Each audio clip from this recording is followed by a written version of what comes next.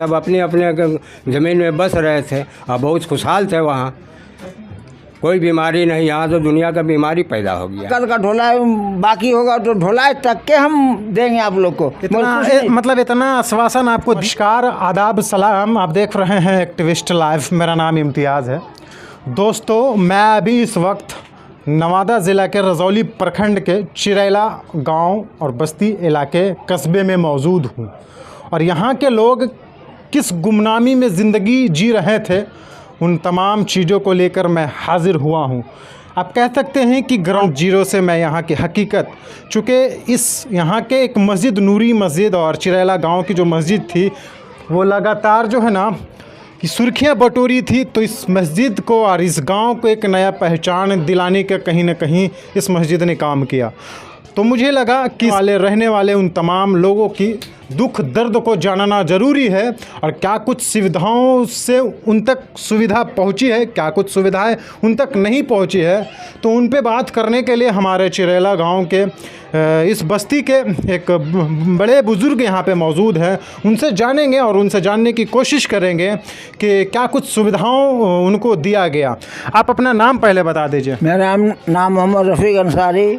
रफ़ीक अंसारी साहब, आप इस चिरैला में यहीं पे रहते हैं। जैसे कि मैंने अभी बोला कि उस मस्जिद के पास आस-पास में आप लोग निवास करते थे, लेकिन कर्पूरी ठाकुर के ज़माने से उस मस्जिद को डैम में तब्दील किया गया, बदली किया गया, डैम का निर्माण कराया गया। उस वक्त आप लोगों को इस इलाके में, इस इलाके का नामकरण कर करके यहाँ पे बसाया गया। हाँ। लेकिन इस इलाके की बात की जाए तो वहाँ पे आप तमाम लोगों को, आपको एक घर के एतबार से देखा जाए तो सुख सुविधा, शांति, हर चीज़ वहाँ पे रही होगी। तो आपको क्या वो चीज़ें आपको यहाँ पे मिली है? नहीं, वो चीज़ें यहाँ पर नहीं मिली है। इसलिए वहाँ हम लोग को हर सुविधाएं थी, जैसा हम लोग जी रहे थे, आराम से ज़िंदगी गुजार रहे थे। अच्छा। मगर यहाँ आकर के काफ़ी तकलीफ़ का सामना करना पड़ रहा है। अभी तक हम लोग को तकलीफ़ का सामना करना पड़ रहा है। कितने अरसे हो गए, कितने साल हो गए? 36 साल हो गए। 36 साल से गुमनामी में और कठिनाई में आपका हम बीत रहा है। तो हम लोग को सरकार जिस वक्त थे, कर्पूरी जी तो बोले थे कि बोले से आप लोग को हम बिजली के साधन, पानी के साधन, मकान बनाए तो कॉलोनी बना के देंगे, आप लोग को घर पीछे एक आदमी की सर्विस देंगे, ठीक है। आप लोग को जो भी मुश्किल दिया गया था उस समय वहाँ से यहाँ लाने में। हाँ, मगर यहाँ आने पर कुछ नहीं मिला। तो इन तमाम सुविधाओं में क्या कुछ अभी तक आपके पास है? कोई सुविधा भी हमारे पास नहीं है। हाँ। अभी तक के कोई सुविधा हमारे पास नहीं है। वही सुविधा जो घर का ज़मीन के बदले में यहाँ ज़मीन दिया, वो भी 4 भाई है, कोई 5 भाई है, 25 डिसमिल ज़मीन दिया, 3-3 डिसमिल, 4-4 डिसमिल ज़मीन होता है भाई पीछे, जब उसका भी 5-5 बेटा भी है। बोलिए कहाँ रहेगा वो? देखा जाए तो हम लोग को तो ऐसा लगा कि ये फेंक दिया कि इससे अच्छा तो सरकार वहीं डुबा देती तो बेहतर रहता।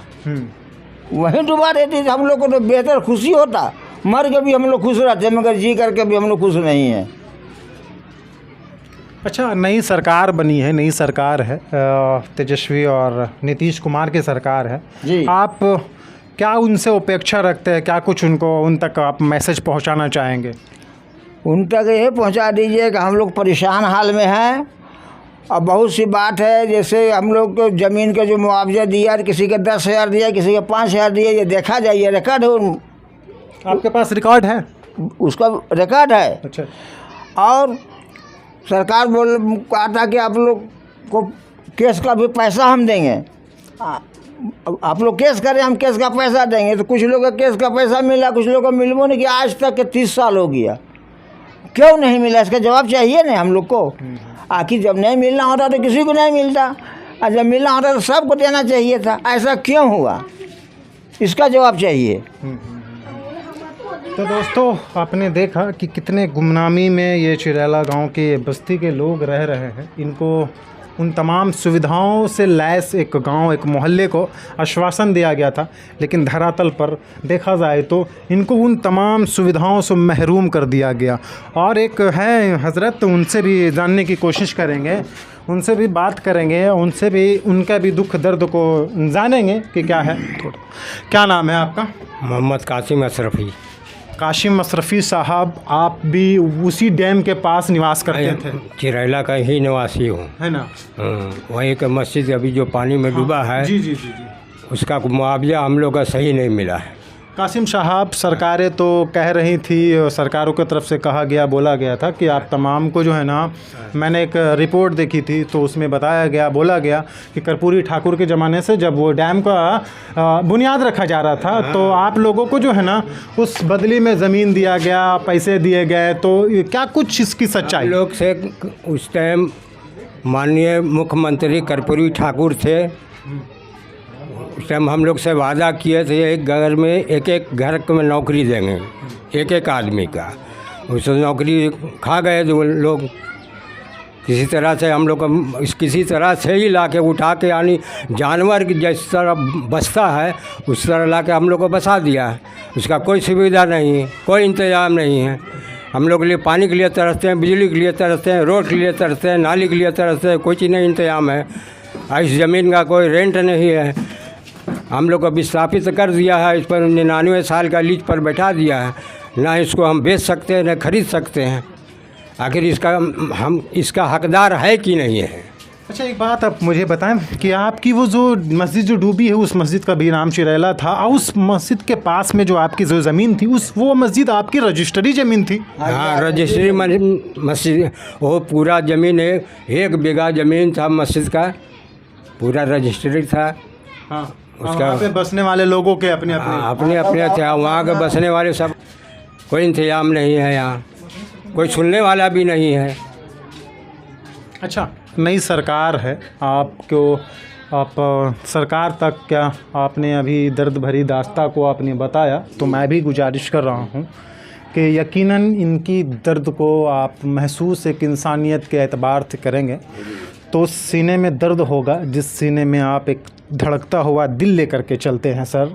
यकीनन ये बहुत बड़ी आबादी है, कह सकते हैं 70, 80, 90, 100 घर के आसपास के लोग यहाँ पे रहते हैं और अल्पसंख्यक समुदाय के लोग यहाँ पे रहते हैं। तो क्या ये इंसान नहीं है? क्या ये इंसान की कैटेगरी में नहीं आते हैं जो इनको उन तमाम चीज़ों से लैस एक सुख शांति जो बड़े बड़े शहरों में होती है, लाइट, सड़कें, बिजली, स्कूल, कॉलेजेस, उन तमाम चीज़ों से महरूम रखा गया है? आखिर किसकी जवाबदेही है?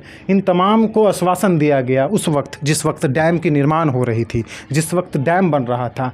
मानता हूँ मैं इन तमाम का भी कहीं ना कहीं एक चीज़ मानना है कि बहुत अच्छी पहल थी कि हम लोगों को डूबने से बचा दिया गया, लेकिन क्या डूबने से बचा देना ही सिर्फ एक पर्याप्त रह गया था? इन तमाम लोगों के दुख दर्द को, उसके बाद क्या हुई सूरत हाल, उन तमाम की परेशानियों को देखते हुए मैं पुनः फिर से इस चिरैला बस्ती में वो तमाम सुख सुविधाओं का आप तमाम राजनेताओं से लेकर बड़े बड़े नेताओं से लेकर छोटे छोटे नेताओं तक का मैं गुजारिश करता हूँ कि इन वीरान पड़ी चिरैला गाँव का भी आप एक बार अपने नज़रिए से देखें और जितना हो सकता है हर संभव प्रयास करें।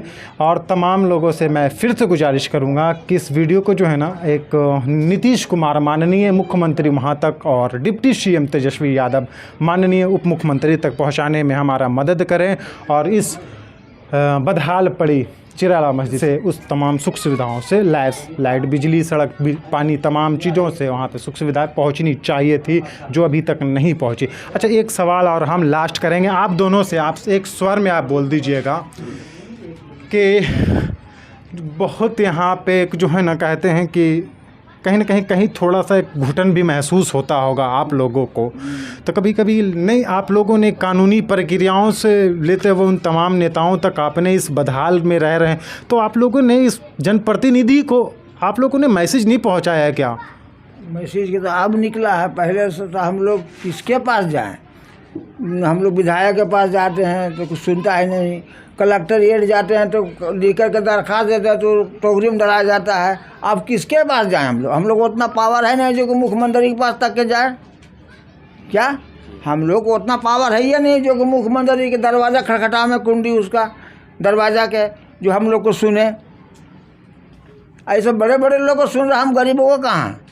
हम तो कहा कि मर के भी बेहतर रहते कि रूह कम से कम हम लोग को ताज़ा रहता और आबाद रहती, मगर जी करके भी हम लोग मुर्दा से भी बदतर है। जी करके भी मुर्दा से बदतर हम लोग हैं, ऐसा ज़िंदगी है। तो देखा, इस दर्द को कहीं ना कहीं इंसानियत के नज़रिए से देखने की आवश्यकता है, ज़रूरत है। आप एक बार फिर से पुनः विचार करें इन तमाम के हो रहे समस्याओं पर। बहुत शुक्रिया, बहुत धन्यवाद। मुझे आशा ही नहीं, उम्मीद है कि आप इन तमाम के साथ हो रही दुश्वारियों के पे नज़र देंगे, गौर फिक्र करेंगे।